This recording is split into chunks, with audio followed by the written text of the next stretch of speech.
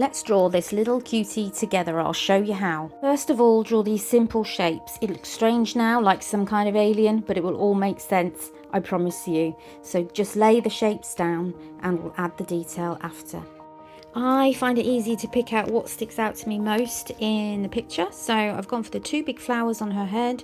That will then give us good placement for her hair and her face, which will then lead down to her dress and her feet and her shoes. Next, I continue with the other large flowers and anything else that's quite large that sticks out that's going to be in the foreground, because then I can go behind and draw everything else. So I've gone for the butterflies and the flowers on the dress.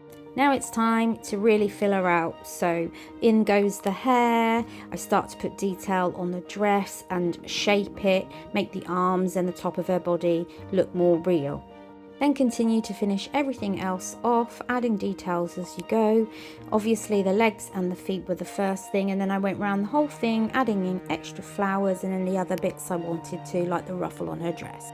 Then use an eraser or a kneadable eraser to soften out all the pencil marks, because we'll now be going over it in liner pen.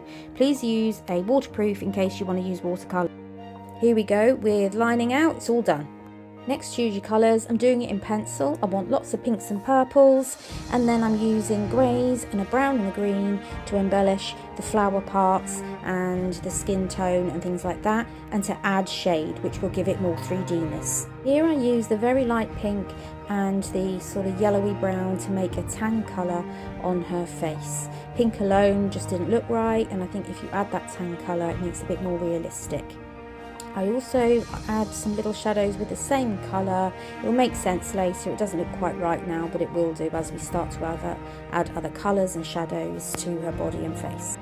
Next, I pick two pinks so that I can do light parts of the flower and then dark shaded area inside the flower, and then I go around and do all the other flowers with pinks and purples in that way, always making sure there's a light and a dark area, and I use that tan brown just to go into the centre, and we darken it up later. So here you can see all of the colouring is done, trying to make some areas lighter and darker.